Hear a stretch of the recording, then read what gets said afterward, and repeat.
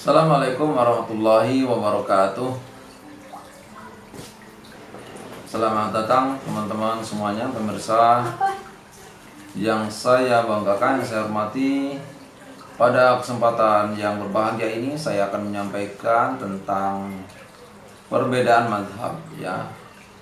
Mazhab bisa didefinisikan secara bahasa, itu memang berasal dari bahasa Arab ya. Dari kata zahaba ya, zahabu, zahaban, wa madhaban.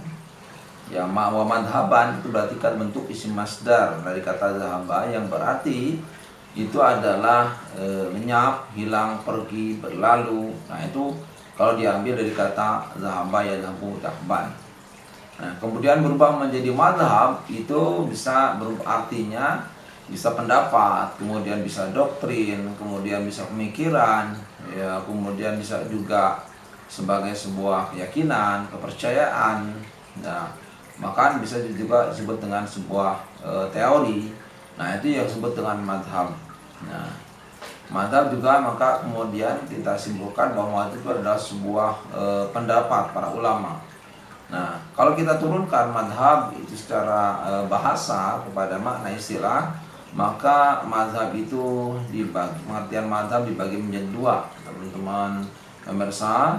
Yang pertama adalah jalan pikiran ya, yang digunakan oleh seorang mujtahid, artinya orang yang berijtihad dalam menetapkan suatu hukum terhadap suatu peristiwa atau suatu masalah. Yang kedua adalah sebuah fatwa atau pendapat yang dikeluarkan oleh seorang mujtahid tentang penetapan hukum terhadap suatu masalah atau peristiwa. Maka sebetulnya pengertian mazhab itu yang identik dengan pengertian ijtihad ya dalam penetapan hukum Islam. Maka bicara tentang masalah pengertian mazhab itu berarti bicara tentang masalah pendapat. Maka banyak beberapa mazhab ya yang berkembang kemudian sejak pada masa dinasti Umayyah begitu, dan muncul ya yang berkembang dan eksis sampai sekarang hanya 4. Yang pertama adalah mazhab Hanafi. Ya, mazhab Hanafi itu dipelopori oleh Abu Hanifah. Itu sebutannya, julukannya Abu Hanifah. Itu nama lengkapnya adalah An-Nu'man bin Sabit bin Al-Zud ya. Nah, itu adalah mazhab Hanafi, muncul dipelopori oleh An-Nu'man bin Sabit bin Al-Zud ya. Nah, An-Nu'man bin Sabit Al-Zud itu lahir di Kufah ya, di Kufah, dan kemudian beliau memang terkenal sebagai orang yang ahli dalam bidang hadis dan juga dalam bidang fikih. Nah, mazhab Hanafi ini kemudian dia mengembangkan mazhabnya sehingga banyak golongan-golongan yang mengikuti terhadap mazhab Hanafi ini. Maka sebetulnya sebutannya adalah madhabnya disebut Hanafi. Kemudian ada orang-orang mengikuti terhadap mazhab Hanafi atau pendapat Abu Hanifah disebut dengan Hanafiyah. Maka di dalam kitab-kitab fikih itu bisa kita temukan adalah golongan Hanafiyah. Jadi tidak madhab, tidak Hanafinya tapi Hanafiyahnya. Nah, begitu. Nah, mazhab Hanafi ini kemudian dia berpegang kepada dasar hukum ya. Dasar hukum yang pertama adalah Al-Quran, itu dijadikan sebagai dasar. Kemudian yang kedua adalah hadis Nabi atau As-Sunnah. Nah, setelah itu kemudian dia mazhab ini menggunakan metode ijtihad dalam penetapan hukum. Ijtihad yang pertama adalah ijma, yang kedua adalah qiyas, yang ketiga adalah istihsan. Nah, mazhab Hanafi ini tersebar ya di daerah kemudian Irak, Suriah, Mesir, kemudian juga Afghanistan ya, kemudian juga selain Afghanistan sampai juga di daerah Cina ya. Nah, India, Afghanistan, Cina, sampai ke Cina bahkan. Nah, ini mazhab ini kenapa tersebar? Ya kenapa? Satu, karena ada yang mengikutinya. Yang kedua, ada yang menyebarkannya. Sama seperti mazhab yang lainnya. Nah, Abu Hanifah ini kemudian punya murid namanya Malik bin Anas. Nah, Malik bin Anas kemudian memberikan mazhab ya sebut dengan mazhab Maliki. Nah, banyak orang-orang yang mengikuti terhadap mazhab ini yang kemudian mereka itu disebut dengan golongan Malikiyah, ya, mengikut mazhab Maliki. Nah, jadi sehingga kemudian mazhab Maliki ini memang dipelopori atau didirikan oleh Malik bin Anas.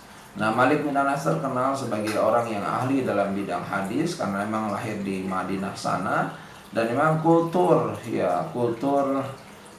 budaya masyarakat Arab Madinah itu mempengaruhi pola pemikiran, sehingga mazhab Maliki ini atau Malik bin Anas ini memang terkenal tradisional karena memang dia berpegang kepada hadis Nabi, berujah kepada hadis Nabi dan tradisi Ahlul Madinah. Kenapa tradisi Ahlul Madinah mereka dia jadikan sebagai bahan rujukan? Karena dia yakin bahwa orang-orang Madinah itu ahli dalam bidang hadis. Nah, seperti itu. Nah, Imam Malik bin Anas itu sudah sejak belia sudah bisa terbiasa menghafal Quran dan menghafal hadis Nabi, sehingga memang tidak diragukan lagi, ya, dari aspek keilmuan dalam bidang hadisnya. Nah, sehingga dia menulis sebuah karya yang sangat monumental, ya, kitab karya yang tertua, sebetulnya kitab tertua, yakni Muwatta, ya, kitab Al-Muwatta, ya, karya Imam Malik. Nah, kitab Al-Muwatta karya Imam Malik ini kemudian dihafal oleh muridnya, yakni Imam Syafi'i. Sejak umur 15 tahun beliau kemudian menghafal kitab Al-Muwatta ini. Memang karena Imam Malik, ya, Syafi'i itu sangat cerdas, ya. Nah, ini muridnya Imam Malik bin Anas. Nah, mazhab Maliki ini sudah tersebar, ya, sampai kepada daerah kemudian Irak, ya, kemudian juga di samping juga Afrika Utara, bahkan sampai ke kalau daerah Madinah sudah jelas, ya, Hijaz sudah jelas karena memang tempatnya Malik bin Anas, begitu, sampai kepada daerah Sisilia, Spanyol dan Sisilia. Nah, jadi di Spanyol itu juga ada sebagian mazhab Maliki, termasuk juga daerah Sisilia. Nah, kemudian mazhab Maliki ini kemudian berpedoman kepada atau berpegang kepada, yang pertama adalah Al-Quran, ya, yang kedua adalah As-Sunnah, yang ketiga adalah Ahlul Madinah. Tradisi Ahlul Madinah betul-betul memang dijadikan sebagai dasar rujukan oleh mazhab Maliki ini. Nah, selain itu juga fatwa sahabat, kemudian juga istihsan, istishab, kemudian uraf, istislah, kemudian syar'un man qablana, sadlariyah. Betul-betul memang metode ijtihad yang 9 itu digunakan, namun dia tidak menggunakan kias. Kenapa? Sebagai pengganti dari kias, mazhab ini menggunakan tradisi Ahlul Madinah. Nah, ini adalah mazhab Maliki. Nah, mazhab Maliki, karena ini mesti, ya, Malik bin Anas itu punya murid. Nah, murid yang terkenal cerdas, ya, yang bernama adalah Muhammad bin Idris Asy-Syafi'i. Nah, Muhammad bin Idris Asy-Syafi'i itu kemudian mendirikan pelopori mazhab Syafi'i. Nah, mazhab Syafi'i kemudian banyak orang mengikuti mazhab ini, sehingga mereka itu disebut dengan golongan Syafi'iyah. Nah, golongan Syafi'iyah otomatis memang tidak jauh berbeda, ya, golongan Syafi'iyah pendapatnya dengan pendapat Imam Syafi'i. Nah, Imam Syafi'i kemudian lahir di Guzah, tepatnya di Guzah, ini daerah Palestina sana, ya, dan beliau memang terkenal cerdas. Bahkan sejak usia belia 7 tahun, Imam Syafi'i ini sudah bisa menghafal selain juga Al-Quran dan juga hadis Nabi. Nah, karena memang terkenal cerdas Imam Syafi'i ini. Nah, kemudian Imam Syafi'i atau mazhab Syafi'i ini berpegang kepada Al-Quran sebagai dasar hukumnya. Yang kedua adalah hadis Nabi. Yang ketiga adalah ijma, ijtihad. Ijtihad itu dibagi menjadi ijtihad itu yang digunakan tidak semuanya. Yang pertama adalah ijma, yang kedua adalah qiyas. Nah, ini bedanya dengan mazhab sebelumnya atau gurunya, ya, walaupun mungkin beda gurunya sama dia berguru kepada Imam Malik, Imam Malik berguru kepada Abu Hanifah begitu. Tapi ya antara pasti ya beda kepala, beda pemikiran, sehingga metode ijtihad yang digunakan itu juga tidak sama, ada yang beda begitu. Nah, disinilah menunjukkan bahwa walaupun itu adalah ada hubungan guru dan murid, tapi tidak bisa kemudian disamakan dari sisi pemikiran, ya, pendapat. Nah, kemudian Imam Syafi'i ini atau Madzhab Syafi'i ini terkenal, ya, dan bahkan sampai ke Indonesia. Bayangkan siapa yang kemudian menyebarkan sampai ke Indonesia? Ya tentunya ada orang yang menyebarkan, ada orang mengikutinya. Mungkin kalau saya cerita pertama ketika Hasyim Asy'ari sebagai seorang yang orang Indonesia, kemudian dia belajar ke sana, ke Mekah sana, bertemu dengan Ahmad Dahlan, ya, sebagai satu seperguruan, kemudian berguru sama-sama berguru dengan Ahmad Khatib Al-Minangkabawi. Ahmad Khatib Al-Minangkabawi itu merupakan guru juga dari Ahmad Dahlan, orang yang bermadzhab Syafi'i.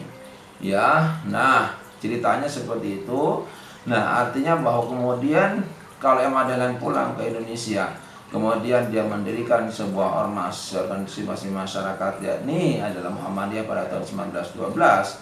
Kemudian Hasyim Asy'ari itu mendirikan sebuah ormas Nahdlatul Ulama pada tahun 1926. Nah, Hasyim Asy'ari kemudian menyebarkan dan kemudian juga melaksanakan mazhab Syafi'i sebagaimana yang dilakukan oleh gurunya. Tapi ini berbeda dengan Ahmad Dahlan. Ahmad Dahlan tidak mengajarkan dan tidak menyebarkan ajaran-ajaran Syafi'iyah. Nah, ini jadi dari sini kemudian kita melihat bahwa yang menyebarkan paham atau ajaran Syafi'iyah ini adalah Hasyim atau Kiai Hasyim Asy'ari. Bahkan sampai kemudian terkenal dari tingkat mungkin hampir di seluruh Indonesia, ya, itu banyak yang bermadzhab Syafi'i. Ya, kalau misalnya madzhab Muhammadiyah itu tidak terkenal banyak karena Muhammadiyah tidak berafiliasi dengan satu mazhab. Nah, di sini ya ini bedanya. Nah, penyebaran mazhab Syafi'i sampai ke Indonesia itu memang cukup memberikan pengaruh, ya, terhadap paham-paham keagamaan di Nusantara ini.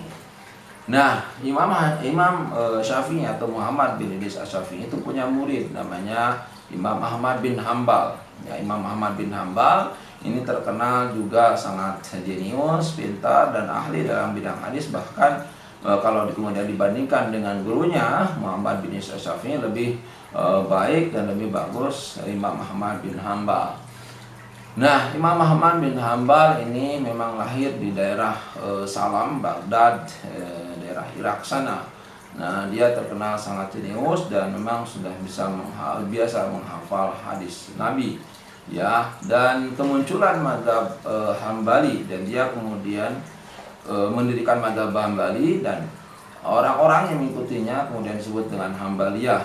Nah, kemunculan mazhab Hambali ini memang ada reaksi sebagai reaksi keras terhadap golongan Murji'ah, kemudian Syiah, Qadariyah, Khawarij, Mu'tazilah, di mana kemudian orang-orang Mu'tazilah mengatakan bahwa Al-Qur'an itu adalah makhluk. Nah, ini menurut Imam Ahmad bin Hambal itu melanggar konsensus atau kesepakatan para ulama, di mana para ulama sudah mengatakan bahwa Al-Qur'an itu adalah kalamullah. Dan ini Imam Ahmad bin Hambal sangat setuju dengan pendapat mayoritas ulama yang mengatakan bahwa Al-Qur'an itu adalah kalamullah. Nah, ketika Imam Ahmad bin Hambal itu bersikeras dengan pendapatnya, ini bertentangan, kontradiktif dengan Khalifah Al-Ma'mun, di mana kemudian Khalifah Al-Ma'mun lebih cenderung memilih pendapat Mu'tazilah bahwa Al-Qur'an itu adalah makhluk, sehingga Imam Ahmad bin Hambal kemudian disiksa, dicambuk, kemudian dimasukkan dalam penjara. Nah, sampai kemudian penggantian Khalifah Al-Ma'mun selesai, diganti dengan Khalifah Al-Mu'tasim.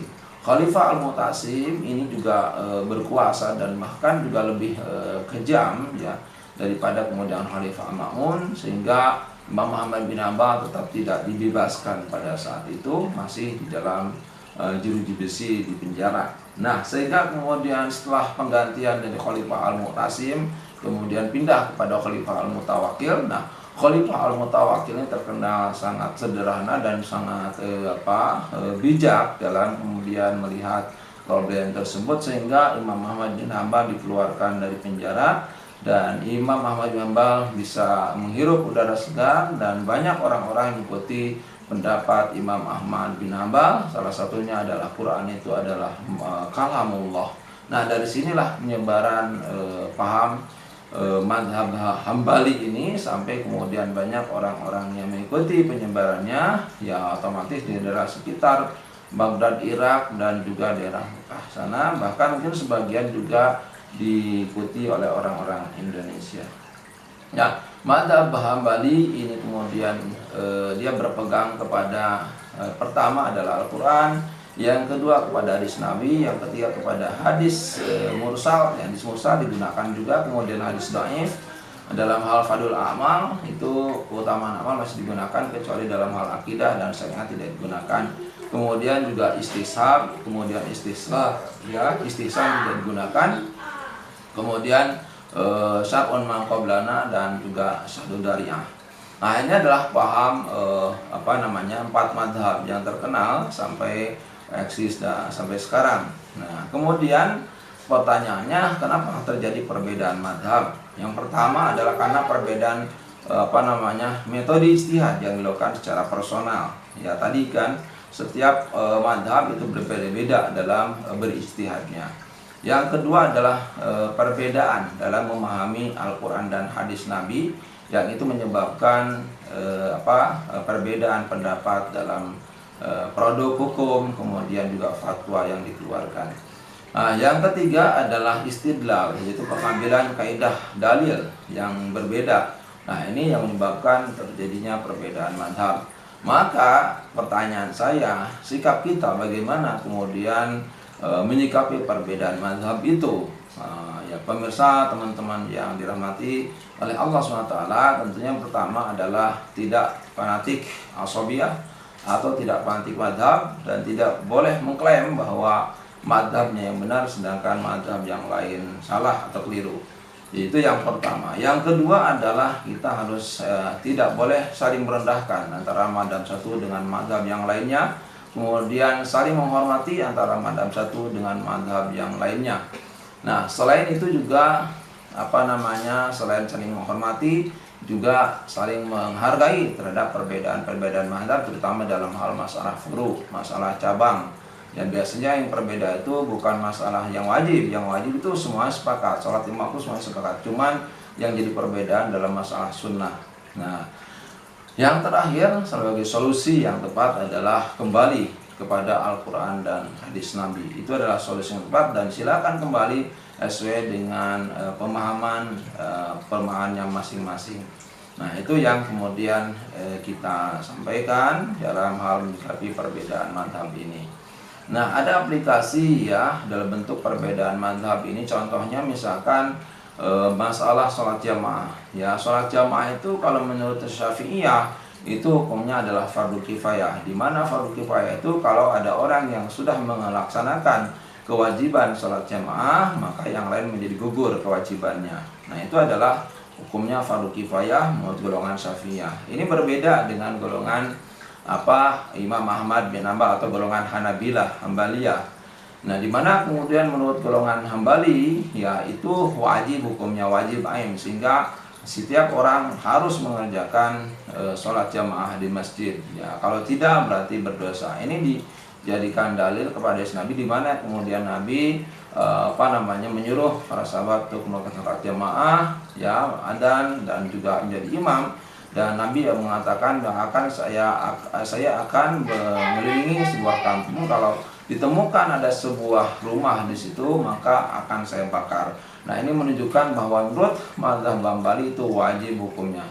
Nah, ini dan juga ada warkau ma'rokin, rukulah bersama orang-orang yang ruku. Nah, itu dijadikan dalil kewajiban bahwa itu adalah perintah amar gitu. Nah, sehingga ada sebagian, maka jangan heran ketika ada sebagian yang mengatakan bahwa sholat jamaah itu adalah wajib hukumnya.